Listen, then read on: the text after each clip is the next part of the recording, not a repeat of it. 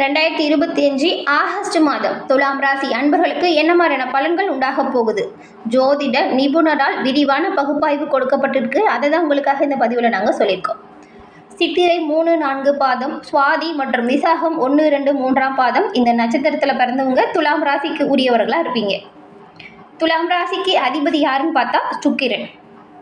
August 2025 கிரகங்களோட பயிற்சி அப்படிங்கிறது உங்களோட வாழ்க்கையில் பல்வேறு அம்சங்களாக திகழக்கூடிய தொழில், வியாபாரம், நிதி, ஆரோக்கியம், கல்வி மற்றும் உங்கள் குடும்பத்தின் மீது எப்படிப்பட்ட தாக்கத்தை கொடுக்கும் அப்படிங்கிறது தான் இந்த பதிவில் நாம் இப்போ விரிவாக பார்க்க போகிறோம். இந்த பதிவு நீங்கள் பயன்பெறும் வகையில் இருக்கும், அதனால் ஸ்கிப் பண்ணாமல் முழுமையாக பாருங்கள்.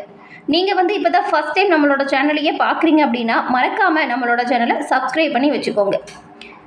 துலாம் ராசி அன்பர்கள் உங்களோட வாழ்க்கையில் எல்லா விதத்திலையுமே நன்மைகளை பெற உங்கள் ராசி அதிபதியாக இருக்கக்கூடிய சுக்கிரனின் பரிபூரண அருளும் பெறணும். அப்படி பெறணும்னா என்ன பண்ணணும்னு பார்த்தா, வெள்ளிக்கிழமையில் மகாலட்சுமி அணியின் வழிபாட்டை தொடர்ந்து செஞ்சால் சுக்கிர பகவானின் பரிபூரண அருளையுமே நீங்கள் பெற முடியும். வெள்ளிக்கிழமையில் மகாலட்சுமி வழிபாடு சிறப்பான முன்னேற்றத்தை தரக்கூடதாக உங்களுக்கு அமையும். உங்களுக்கு மகாலட்சுமி தாயார் பிடிக்கும் அப்படின்னா ஓம்கம் மகாலட்சுமி தாயே போற்றி அப்படிங்கிற மந்திரத்தை மறக்காமல் 3 முறை பதிவிடவும் செய்யுங்க.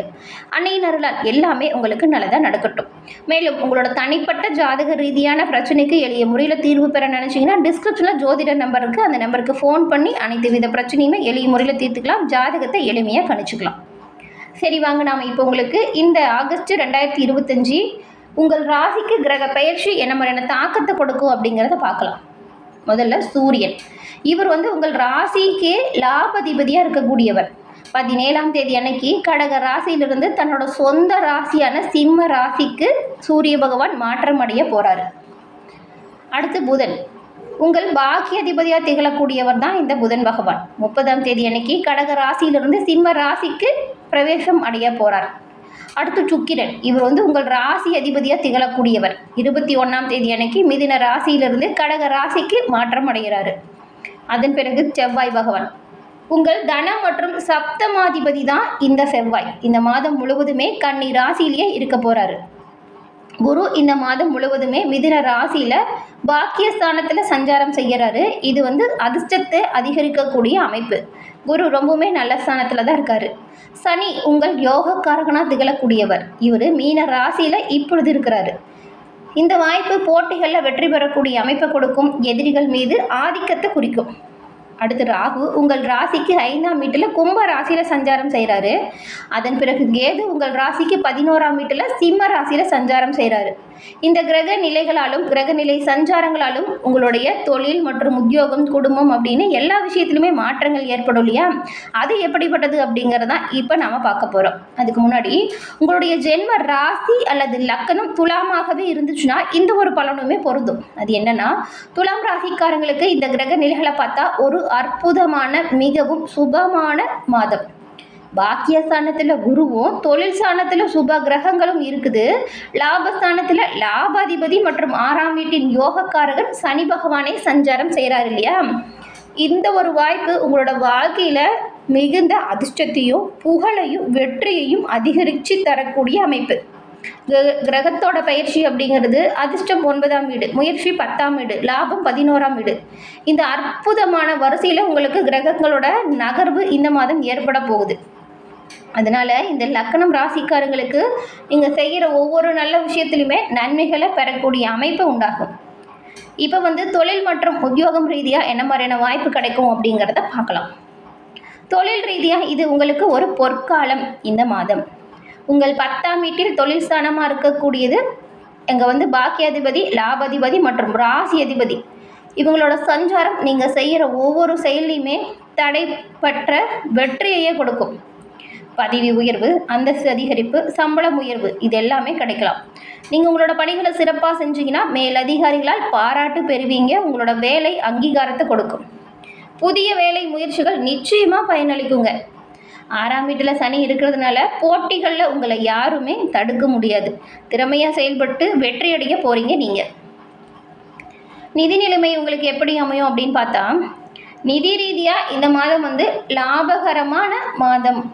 ஏன்னா 17ஆம் தேதிக்கு பிறகு உங்கள் லாபாதிபதி சூரியன் தன்னோட சொந்த வீடான 11ஆம் வீட்டிற்கு வலுவா பிரவேசம் செய்ய போறாரு. இப்போ வந்து பாக்கியாதிபதி புதனும் அங்கே சேர்றதுனால உங்கள் வருமானம் கணிசமாக அதிகரிக்கும். பழைய முதலீட்டிலிருந்து அற்புதமான ஒரு வருமானம் வந்து சேரும். அப்படி இருந்தாலுமே உங்கள் தன அதிபதி செவ்வாய் 12ஆம் வீட்டில் விரைய ஸ்தானத்தில் இருக்கிறதுனால வருமானத்திற்கு ஏற்ற செலவுகளும் அதே அளவுக்கு இருக்கும். தேவையற்ற செலவுகளை நீங்கள் கட்டுப்படுத்தி வைக்கிறது நல்லது. ஒரு விஷயத்துக்கு செலவு செய்கிறீங்கன்னா எது தேவை எது தேவையில்லை அப்படிங்கிறத அலசி ஆராய்ச்சி முடிவெடுக்கணும். தேவையற்ற பொருட்களால் நீங்கள் செலவு செஞ்சீங்கன்னா அது கொஞ்சம் பின்னடைவை கொடுக்கும், கடன் பிரச்சனையிலுமே சிக்க விட்டுரும். குடும்ப வாழ்க்கையை பொறுத்த வரைக்கும் இதுவரை இருந்த ஒரு தர்ம சங்கடமான சூழ்நிலை மாறும், மகிழ்ச்சியான சூழல் நிலவும். பாக்கியஸ்தானத்தில் குருவும் சுக்கிரனும் இணையறதுனால குடும்ப உறுப்பினர்கள் மற்றும் நண்பர்களிடமிருந்து முழு ஆதரவு உங்களுக்கு கிடைக்கும். தொழில் வளர்ச்சிக்கு சிறப்பான முன்னேற்றத்துக்காக அவங்க உங்கள் கூடவே இருப்பாங்க. சுப நிகழ்ச்சியில் பங்கு பெறுவீங்க. அப்படி இருந்தாலுமே உங்கள் சப்தமாதி செவ்வாய் 12ஆம் வீட்டில் இப்போ இருக்கிறாரு. உங்களோட வாழ்க்கை துணையின் ஆரோக்கியம் அல்லது அவங்க கூட உறவில் சின்ன சின்ன பிரச்சனைகள் வரலாம், கவனமாக இருங்க. உங்கள் பேச்சு மென்மையாக இருக்கிறத உறுதி செய்துக்கோங்க, நல்லது. என்ன சொல்ல வரோம் அப்படிங்கிறத சரியாக சொல்லுங்கள். அவங்க சொல்கிறது என்ன சொல்கிறாங்க அப்படிங்கிறத சரியாக புரிஞ்சுக்கோங்க. அப்படி இருந்தாலே பெரும்பாலும் பிரச்சனைகளை நீங்கள் தீர்த்துக்கலாம். ஆரோக்கியத்தை பொறுத்த வரைக்கும் பெரும்பாலும் இந்த மாதம் சாதகமான பலன்கள் இருக்குது. பெரிய அளவில் எந்த ஒரு பிரச்சனையும் உங்களை நெருங்காது. ராசி அதிபதி சுக்கிரன் பாக்கியஸ்தானத்தில் குருவோடு இணைஞ்சிருக்கிறதுனால பிரச்சனைகளிலிருந்து நீங்கள் முழுமையாக குணமடைய போகிறீங்க. பழைய நோய் நொடி நீங்கும். அப்படி இருந்தாலும் செவ்வாய் 12ஆம் வீட்டில் வரும் பொழுது நீங்கள் வந்துட்டு வாகனம் ஓட்டும் பொழுது கவனமாக இருக்கணும். சின்ன சின்ன காயங்கள் அவ்வப்போது ஏற்பட வாய்ப்பு இருக்குது. உங்களோட பணிகளை கவனமாக செய்யுங்க, கண்ணும் கருத்துமாக செயல்படுங்க. முன்னெச்சரிக்கையாக எல்லா விஷயத்திலும் இருந்தால் ரொம்பவுமே நல்லது. துலாம் ராசிக்காரங்களுக்கு வியாபாரத்தை பொறுத்த வரைக்கும் நீங்கள் வியாபாரத்தை மேம்படுத்த செய்ய நினச்ச ஒவ்வொரு விஷயத்தையுமே இப்போ தைரியமாக தாராளமாக செய்யலாம். ஏன்னா வியாபாரிகளுக்கு லாபம் கொடுக்கக்கூடிய அமைப்பு சாதகமாக இருக்குது. புதிய முதலீடு இருந்தாலும் சரி, வியாபார விரிவாக்கத்திலே பெருசாக பண்ணணும்னு நினச்சிருந்தாலும் சரி, அதுக்கெலாம் ஒரு சாதகமான நேரம் இந்த மாதம். அப்படி இருந்தாலும் உங்கள் 7ஆம் அதிபதி தான் செவ்வாய் 12ஆம் வீட்டில் இவர் இருக்கிறாரு. கூட்டாளிகள் அல்லது வாடிக்கையாளர்கள்கிட்ட பழகும் பொழுது பொறுமையாகவும் நிதானமாகவும் இருக்கிறது அவசியமான ஒரு விஷயம். இந்த விஷயத்தை ஞாபகம் வச்சுக்கோங்க. தவறான புரிதல்கள் உறவுகளை பாதிக்கலாம், அதனால் கவனமாக இருங்க. எது சொன்னாலும் கொஞ்சம் கவனமாக வார்த்தைகளை பிரயோகம் செஞ்சு பழகிக்கோங்க, இது நல்லதாக இருக்கும். மாணவர்களை பொறுத்த வரைக்கும் இது ரொம்பவுமே வெற்றிகரம் நிறைந்த ஒரு மாதம் அப்படின்னு சொல்லலாம். உங்கள் யோகக்காரகன் சனி 5ஆம் அதிபதியாக 6ஆம் வீட்டில் போட்டி ஸ்தானத்தில் இருக்கிறாரு. இப்போ நீங்கள் போட்டி தேர்வுகளில் வந்துட்டு கலந்துக்கிட்டிங்கன்னா அற்புதமான வெற்றியை பெறக்கூடிய அமைப்பை உருவாக்க முடியும். 9ஆம் வீட்டில் குருவின் சஞ்சாரம் உயர் கல்வி, வெளிநாட்டு கல்வி, அனைத்து வித முயற்சிகளுமே பயனளிக்கும். கவனமாகவும் ஆர்வமாகவும் செயல்பட்ட வெற்றி வாய்ப்பை நீங்கள் எல்லா விதத்துலேயுமே பெற முடியும். ஆர்வமும் அதிகரிக்கும், கவனமாக இருங்க.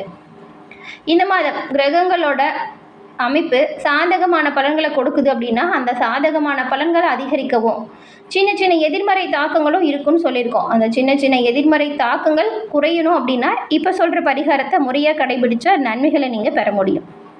செவ்வாய்க்கு விரைய செவ்வாயாக இருக்கார். இதனால் சில விரைய செலவு வரும் அப்படின்னு சொன்னோம்.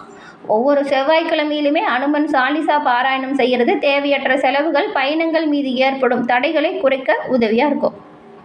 சுக்கிரனுக்கு ராசி அதிபதியாக இருக்கிறாரு. இவரால் நன்மை பெறணும்னு நினச்சிங்கன்னா ஒவ்வொரு வெள்ளிக்கிழமையிலுமே லட்சுமி தேவியை வழிபட்டு வருவதும் வெள்ளை ஆடைகளை அணிந்து கொள்வதும் அதிர்ஷ்டத்தையும் உங்களுக்கு ஒரு நல்ல ஒரு பாசிட்டிவான ஈர்ப்பையும் கொடுக்கும். எல்லா விதத்துலையுமே முன்னேற்றத்தை பெற உங்கள் ராசி அதிபதி உங்களுக்கு உறுதுணையாக இருப்பார். சனி யோகக்காரன். இவர் சனி சாதகமாக பிறக்கிறாரு. அவரோட அருள் முழுமையாக கிடைக்கணும் அப்படின்னா நாம் எல்லா விஷயத்திலுமே கரெக்டாக இருக்கணும். அதுவும் ஏழைகளுக்கு உதவுனா நன்மைகளை பெற முடியும். ராகு பஞ்சம ராகுவாக இருக்கிறதுனால சரியான முடிவுகளை எடுக்கவும் குழப்பங்கள் நீங்கவும் நீங்கள் துர்கா தேவி அல்லது சரஸ்வதி தேவியை செவ்வாய்க்கிழமையில் வழிபட்டு வந்தீங்கன்னா நன்மைகளை பெற முடியும். ராகு, சனி, சுக்கிரன், செவ்வாய் இந்த 4 கிரகங்களால் ஏற்படும் நன்மைகள் அதிகரிக்கவும் பாதகமான விளைவுகள் தீரவும் இப்போ சொன்ன விஷயத்தை முறையாக கடைபிடிச்சா எல்லா விதத்துலையுமே நீங்கள் நன்மைகளை பெற முடியும். உங்கள் ராசி அதிபதி புதனால் அனைத்து விதத்திலுமே நன்மைகள் அடைந்திட உங்களுக்கு நாங்கள் வாழ்த்துக்களையும் சொல்லிக்கிறோம். என்ன துலாம் ராசி அன்பர்களே, இந்த பதிவு நீங்கள் பயன்பெறும் வகையில் இருக்கும்னு நினைக்கிறோம். பதிவு பிடிச்சிருந்தால் லைக் பண்ணுங்கள், ஷேர் பண்ணுங்கள், உங்களோட நண்பர்கள் மற்றும் உறவினர்களுக்கு நம்மளோட சேனலை சப்ஸ்கிரைப் பண்ண சொல்லுங்கள். அவங்களுக்கு என்ன ராசி அப்படிங்கிறத பார்த்து தெரிஞ்சுக்கிட்டோம். நீங்கள் இப்போ தான் ஃபர்ஸ்ட் டைம் பார்க்குறீங்கன்னா மறக்காமல் சப்ஸ்கிரைபும் பண்ணிக்கோங்க. தொடர்ந்து பார்த்தமைக்கு நன்றி நேயர்களே.